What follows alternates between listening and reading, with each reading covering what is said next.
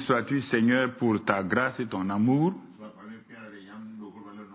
Pour en cette soirée de mercredi, où nous sommes réunis pour écouter ta parole et être enseignés. Nous savons que l'atmosphère est remplie de sang précieux de Christ et qui règne et qui donne au Saint-Esprit d'agir dans nos vies, à travers nos vies. C'est pourquoi nous disons merci au Père pour ce temps de partage. Au nom de Jésus. Amen. Amen. Voilà, bien-aimés frères et sœurs, dans ce mois de la parole, dans ce mois de la parole, nous sommes toujours confrontés entre la parole et l'ennemi, parce qu'il veut nous faire croire du moins aux choses qui sont là tout le temps. Dans ce mois de la parole, nous sommes confrontés entre l'ennemi et la parole de Dieu.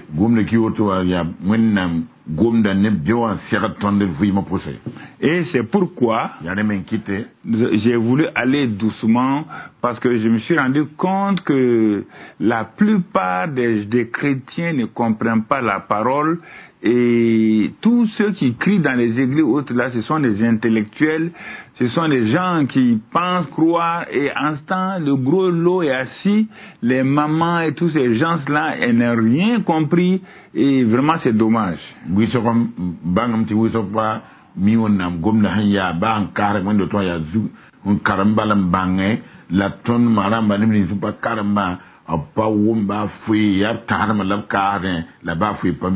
Mais pourtant, ce sont eux que je vois régulièrement à des différentes petites réunions, et se réunissent, et viennent et font tout. Mais ceux qui crient là, je ne les vois pas à ces réunions-là.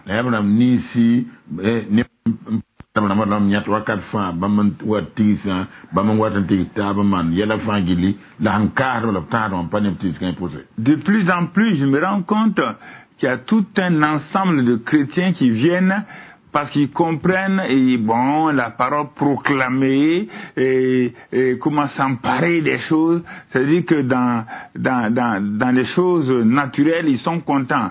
Mais dans la réalité, ils n'ont pas beaucoup de résultats.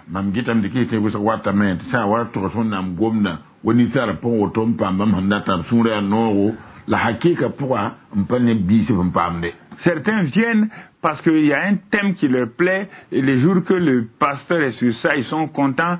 Donc on voit qu'ils n'ont pas compris qu'est-ce que la parole.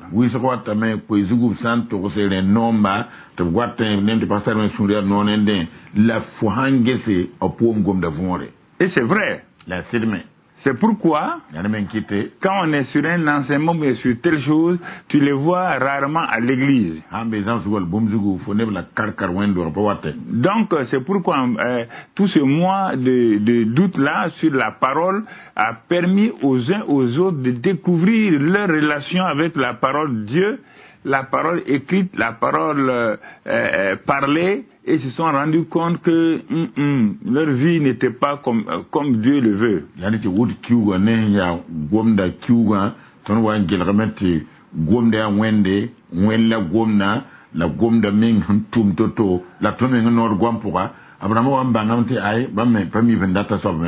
Parce que souvent, ce que nous appelons parole là, c'est-à-dire les proclamations, résister à Satan, faire des choses comme ça là, ça plaît parce que ça nous donne une certaine position, ça nous plaît et tout. Mais quand on regarde notre vie avec parole, comme on l'a dit l'autre jour, les gains et ensuite la discipline et tout ça là, nous voyons que dans ce domaine-là, Dieu et nous, on n'est pas du tout en bonne relation.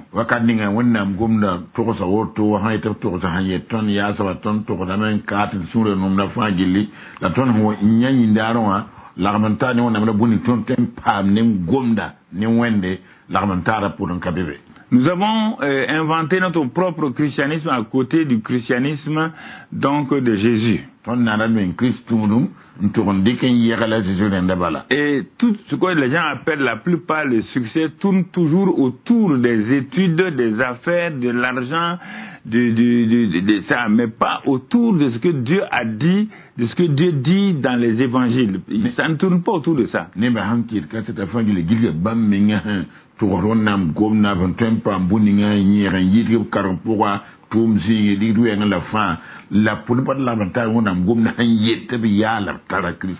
Alors, ce que Dieu aurait voulu que ses enfants aient les deux aspects, c'est-à-dire que leur vie chrétienne soit adéquate, alignée sur les voies de Dieu, et que maintenant à côté, donc le travail ou les affaires que Dieu leur donne, là, les deux vont ensemble, mais pas que les affaires autres là dominent. Asira vuim ne bamba que les événements data ta touma mosa yimanda baya men tumta atumda tumno pourra bile fangile ronwa la touma la tun menga yel mazma ra lui wennam ne gomda tawrwe. Nous venions parce que nous savions que nous ne connaissons pas Dieu et que si on mourait, on partait en enfer. Ça, au moins, on le savait.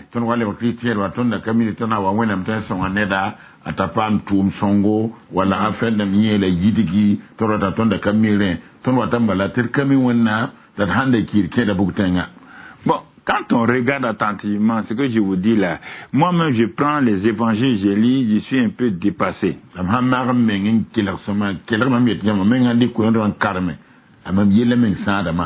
D'autres viennent à l'église parce qu'ils peuvent être guéris, c'est bien. Ils peuvent avoir des enfants ou avoir des maris ou des femmes, c'est très bien. Mais Jésus n'est pas venu à l'église pour ça. Jamais, jamais, jamais, jamais. Ils peuvent avoir un bon travail, bien, mais Jésus n'est pas venu pour ça. Vous n'allez pas voir dans vous n'allez pas voir depuis Genèse jusqu'à chose là où Jésus est venu pour ces choses-là. Il n'en parle même pas. Non, soyez honnête, c'est nous qui en parlons. Ce sont nos livres qui en parlent. Ce sont les pasteurs qui en parlent. Pas Jésus. Pas Jésus. Non. Je vous défie, prenez vos livres et regardez. Où Jésus parle les affaires. Il a des principes qu'il a donnés. S'aimer et récolter. Donner et recevoir. Frapper et l'on vous ouvrira. Cherchez le royaume des cieux, mettez le royaume des cieux en première place et toutes ces choses-là que vous ne connaissez même pas, je vais vous les donner.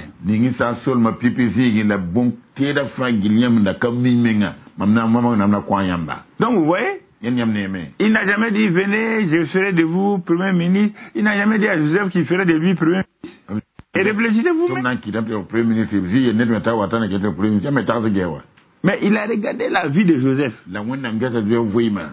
La vie de Joseph, il a regardé la vie de Joseph. Comment il a vaincu chaque épreuve, les épreuves familiales. Les épreuves d'honnêteté dans la maison de Potiphar. Les problèmes de sexualité dans la maison de Potiphar. Comment il a été humble dans la prison pour servir les prisonniers, les amener de l'avant.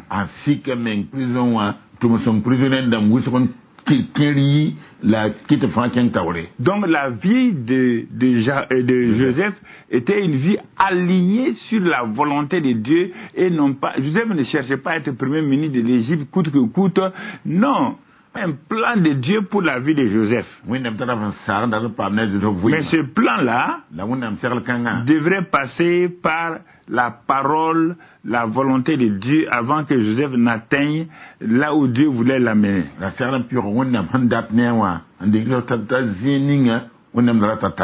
Regardez.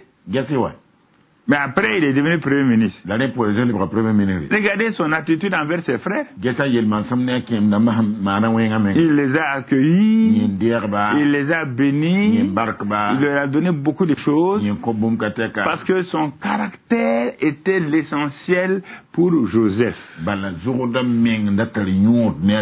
C'était pas les positions, c'était pas les affaires, c'était pas l'argent. C'est ce qu'il faisait. Est-ce qu'il plaisait à Dieu? Si vous dites c'est faux, allons trouver Daniel, Shadrach, Meshach et Abednego. Quand ils partaient comme esclaves à Babylone, ils n'ont jamais prié et jeûné pour avoir une place à Babylone. Je veux que vous compreniez, vous faites semblant de ne pas comprendre. Vous croyez qu'il y a un christianisme différent du christianisme de la Bible là?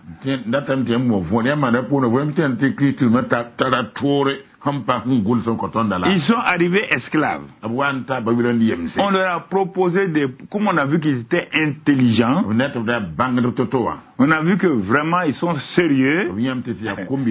Le roi leur a fait proposer de la bonne nourriture à sa table et puis une bonne position. Mais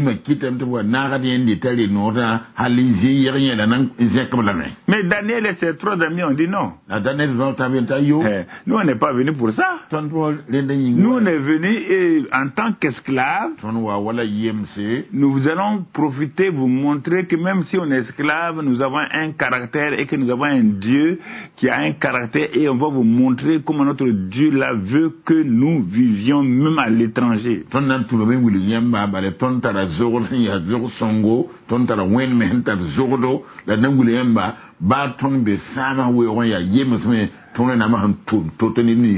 Des jeunes gens, on les a tentés de toute manière. Non, ils ont dit la vie du croyant, c'est d'abord le caractère. C'est le caractère. Montrer que le Dieu qu'ils servent là est un Dieu saint. Un Dieu honnête. Et c'est pourquoi les autres choses, quand ils ont mis, regardez, quand ils ont mis le royaume des cieux en première place, regardez tout ce qu'ils ont eu. Tous les jeunes qui ont fait des compromis, manger à la table du roi, faire la volonté du roi. Est-ce que vous avez entendu parler d'eux? Vous avez entendu leur nom? Il n'y a que ces 4 là. Et le premier a donné, Dieu a donné le nom de Daniel à ce livre là.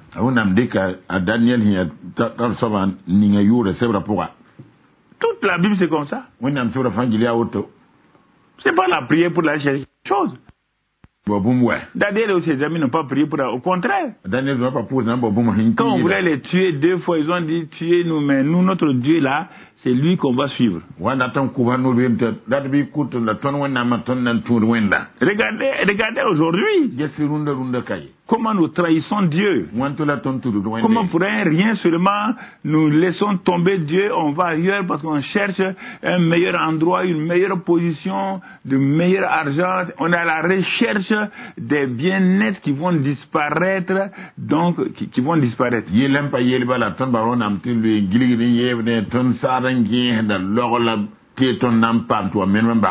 Donc réfléchissez vous-même.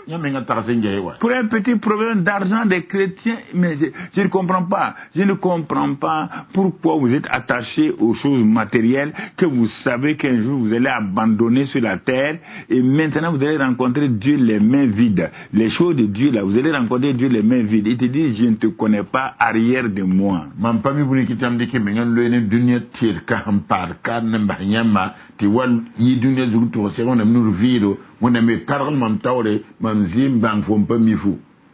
vous voyez, pourquoi dans ce mois-là on insiste sur la parole? Prenons les autres cas. Prenons les Samuel, les David, un petit berger qui n'a jamais cherché à être roi. est devenu l'un des plus grands rois de la terre. Dans le présent et dans le futur. Au moment où toi tu vas te chercher, si tu peux être demain sireur au ciel, lui en ce temps il est assis sur son trône. Non, vous jouez avec ça. Mais vous pouvez tout avoir, hein, vous pouvez tout avoir. Les gens ont eu tout, mais ils ont tout perdu. Ils ont tout perdu. Premièrement, le royaume des cieux. Seigneur, je veux te plaire. Je veux marcher dans ta volonté. Je veux faire ce que tu veux que je fasse. Mon désir est de réjouir ton cœur de père. Oh, parce que c'est pour ça que tu m'as sauvé. Il y a des moments où il y a des faiblesses.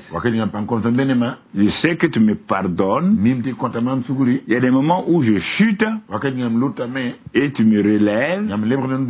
Mais mon désir est de faire ta volonté. Alors je fais la volonté de Dieu là. Au fur et à mesure que j'obéis à Dieu, Dieu sait que je ne pourrais pas lui obéir à 100%. Mais je fais tout pour lui obéir. Et qu'est-ce que je vois? Je vois aussi Dieu à son tour commencer à poser sa main sur moi, sur le plan de la famille, sur le plan du travail, sur le plan des affaires. Je vois qu'il y a un parallélisme entre ma vie et mon travail, mes affaires. Mais si je suis obligé de mentir pour les affaires et je gâche ma vie, ça me sert à quoi? Ça me sert à quoi? Mentir, tricher, tromper les gens pour avancer.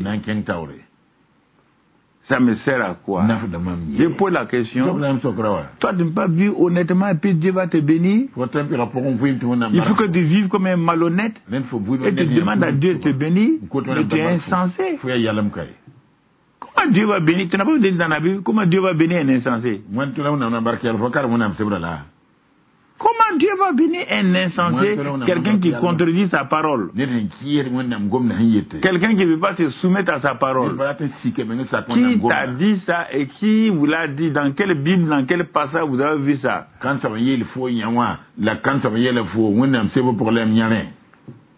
Quand même.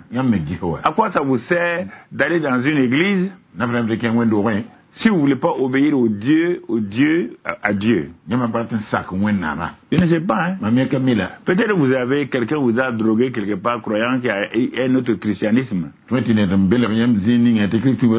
Non, bon, on exagère ici. Donc non, on peut faire ça. Qui t'a dit ça? Qui t'a dit ce mensonge-là? Donc c'est pourquoi, bien aimés frères et sœurs, nous avons voulu revenir sur la parole dans ce mois de d'août-là, pour l'examiner, pour regarder, sonder les Écritures. Je ne sais pas pourquoi les gens n'aiment pas la parole et puis ils veulent être chrétiens. Moi, ça là, je ne comprends pas. La parole là ne m'intéresse même pas. Je ne la lis pas. Je la pose sur ma table. Je fais 3 jours, 6 jours sans lire.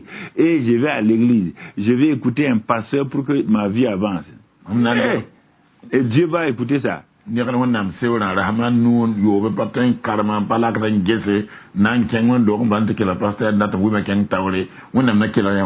qui m'intéresse, ce sont les clés USB, ce sont les messages sur les choses, ce sont les messages de soi-disant grands pasteurs. Est-ce qu'il y a un grand pasteur dans cette vie-là? Il y a un grand pasteur? Rien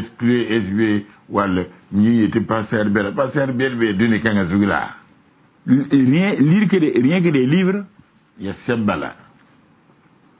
La Bible, tu ne l'ouvres pas. Tu ne cherches pas à savoir quelle est la volonté de Dieu dans telle situation. Et même tu veux prier là. Je crois que peut-être dimanche on va voir les deux grands messages qu'on va pour finir le mois d'août. Même la prière à laquelle nous sommes attachés là. Il y a un seul verset qui nous démonte et qui nous met à terre. C'est pas où Jésus a dit prier sans cesse, non. Oui, mais pasteur, Jésus quand même a dit de prier sans cesse, sans tant. Ok, prier sans cesse. Est-ce que pasteur, tu veux me contredire là, est-ce que tu le fais? Ou bien Jésus a dit ça, nous devons prier jour et nuit. Ils partent prendre des versets extrêmes auxquels ils n'obéissent pas eux-mêmes pour essayer de s'opposer à la parole que nous prêchons. Mon ami, mon frère, écoute, un simple verset, si tu lis ça là, toute ta vie va changer. Concernant la prière, tu vas comprendre que la prière là, tout ce que tu as entendu chez les gens là, une seule phrase, un seul verset, un seul, tout ce qui est prière là, tout ce que vous voulez commenter, ça, prière, et proclamation, tout ça là, lisez avec moi ce simple verset là. Nous avons auprès de Dieu cette assurance, pas autre. Écoutez-moi, il n'y a pas d'autre assurance. Intercesseur, prieur, jeûneur, tous ceux qui sont en train de prier là, guide de prière, GPS, tout le monde, regardez ce verset. C'est le verset clé sur la prière.